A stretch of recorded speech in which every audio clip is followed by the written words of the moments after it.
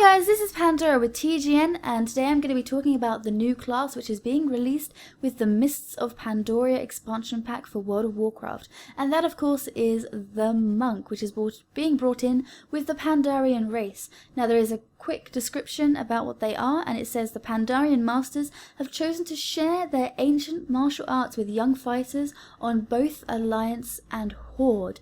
Harnessing their inner strength and potent chi energy, monks are extremely capable in every role. Now that's damage, defense and healing, so we have another trifecta with the monk. They can be a tank, damage or a healer, which is pretty cool because it means that no matter what your kind of playing style, you can have a go and see what they're all about. Now monks are masters in barehanded combat, choosing to draw their weapons only for devastatingly finishing moves, which is all pretty cool. I'd love to see the animations for that. Monk healers bring harmony and balance to every group, healing even the most grievous injuries with ancient remedies and focused spiritual arts. That sounds interesting. And a few can hope to outlast the unquenchable powers of the monk brewmaster, whose empowering beverages and unpredictable combat style allow them to absorb incredible amounts of punishment. So we know that brewmaster is going to be the tank. Now the monks are going to be a cloth and leather armor wearing class, which means they're going to be fighting with the rogues and the druids. But that's not so bad because I'm pretty sure they're going to be using certain things to buff their chi. I'm not quite sure if chi is going to be energy, like actual energy as we know from previous classes, or if it's going to be like a different color, or if it's going to actually be represented in the form of mana. It all depends. We'll have to see, because obviously tanks are going to be different from healers and healers are going to be different than DPS, so it all depends, but they're all going to be using chi, so that is going to be interesting to see how that is actually represented within the game. Now weapon wise, they can use fist weapons, one-handed axes, one-handed maces, one-handed swords, polearms and staves. Now as in regards to which races are actually available to the monk, they all are. All 11 races are going to be able to choose monk. Now I do believe this is because this is the latest expansion, we've now discovered the Pandarians and now they're teaching everybody how to be a monk. Basically that's how I think it works, and I think that's fairly interesting to see, purely because there are certain things that the Pandarians can't actually be, because they are such beings of inner peace and they are very calm, things like that. They can only be a few selects. Now obviously they can be a monk, they can be a mage, they can be a rogue, a warrior, hunter, priest and shaman. And the main reason they can't be death knights, unlike all of the other races, is because they were hidden by the shroud, which means the death knights, they didn't want to be a death knights. They didn't touch that kind of area because they're pure and everything, and they just weren't around, so they are not touched by that. And obviously they can't be a warlock, because well, warlocks are bad basically, so you can't really have that.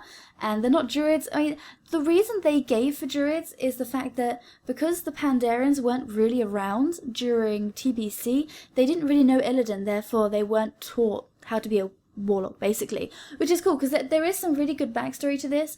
On the actual World of Warcraft panel that was shown on Blizzcon, they said basically a bear can't turn into a bear, but then they came up with a better excuse as to why they couldn't be druids. There was a girl who actually kind of disputed that quite strongly. She really wanted a Pandaren Druid, and I can understand that. I don't see why we can't have a Pandaren Druid.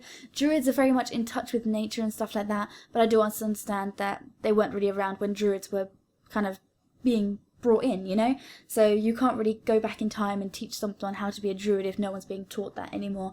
But we'll have to see. As always, these things do change. We have seen races and classes be open to new classes and new things, such as, I mean, the paladin was only a one faction thing before, and then it turned into two, and the shaman, we've seen the shaman breach out and go to other races as well, so we just have to wait and see what's going to happen. For instance, you can have a druid troll now, whereas you couldn't before. So as with anything, it's always changing. There always can be changes. So we just have to wait and see what Blizzard are actually going to do.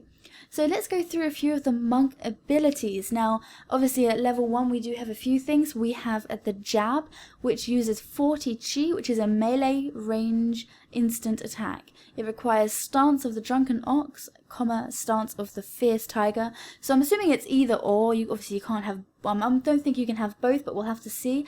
And you jab your target, dealing 5 damage and generating 1 light force and 1 dark force. Now, as you know, the light forces and the dark forces are basically like the druid, lunar and sun thing, you know what I mean? So it'll be much like that. You can use it for finishing moves, more powerful things, and also some things will actually use them to cast, such as another level 1 ability, which is Tiger Palm, which uses 1 light force melee range instant. And that requires the stance of the drunken ox, stance of the fierce tiger, and it deals 10 physical damage, dealing 5 additional damage if the target is above 50% health. So for level 2 we get the ability Roll, which costs 50 chi and it's an instant cast, and you roll a short distance. Now I'm not quite sure if that later on that's going to say you roll anything between 8 yards to 20 yards. We'll have to see. It could just be a short distance. It'd be kind of cool if they gave us some kind of indication as to how far you could roll and at what kind of places that could be used. Obviously, if you can only roll a little way, then it's not going to be that useful. It's going to be just kind of a quick dodge thing. But if you can roll 20 yards, then that'll be very useful in raids and things for quickly getting around. Now for level 3 abilities, we have Blackout Kick, which uses 2 dark force melee range and is an instant cast. Kick with a blast of energy, causing 28 physical damage to an enemy target. If the target is killed by a Blackout Kick, you are returned 1 dark force, so that's pretty cool. And for level 5 we have the Flying Serpent Kick, which is an 8 to 40 yard range, 25-second cooldown and an instant cast. It says soar through the air towards a targeted enemy, knocking them down and stunning them for 2 seconds. So that would be very interesting. I'd love to see the animation for that. See a panda go flying through the air and kind of face kick someone. That would be quite funny. But it all depends on how they actually do that. And we also have another one for level 5, which is a Spinning Crane Kick. Now this is an instant cast and it consumes 2 light and dark forces. So this is quite a big finishing move. Requires a stance of the drunken ox, stance of the fierce tiger. You spin while kicking in the air, dealing 23 damage every 1 second to all nearby enemies within 8 yards. Movement speed is reduced by 30% and it lasts 6 seconds. So that's some kind of cool AoE kind of finishing moves going on there for like maybe a group of mobs or something. We'll have to see how that turns out. And there also is a level question mark ability. We're not quite sure what level this is going to be, but it's called Statue of the Jade Serpent. Now this is pretty interesting. I've seen this one before, and it is a 5-second cast. You summon a statue at the target location. Anytime you deal damage, a nearby friendly target within 20 yards of the statue will be healed. You can have up to 3 Jade Dragon statue active at a time. Now this is kind of playing on the fact that healers will actually be able to do damage while fighting. This is something that was actually brought up on the panel when they were talking about the damage and the different things they could do. Basically they want the healer monks to be able to stand next to somebody and heal them while also dealing damage at the same time to the actual like boss or mob or whatever it is.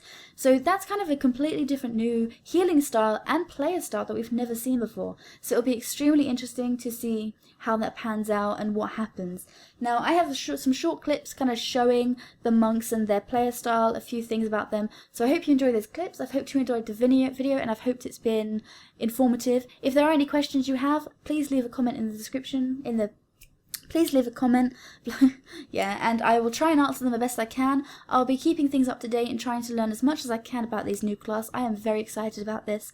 So yeah, I hope you enjoyed the video, and until next time. Also, look out for all of my other class guides for Mr. Pandaria.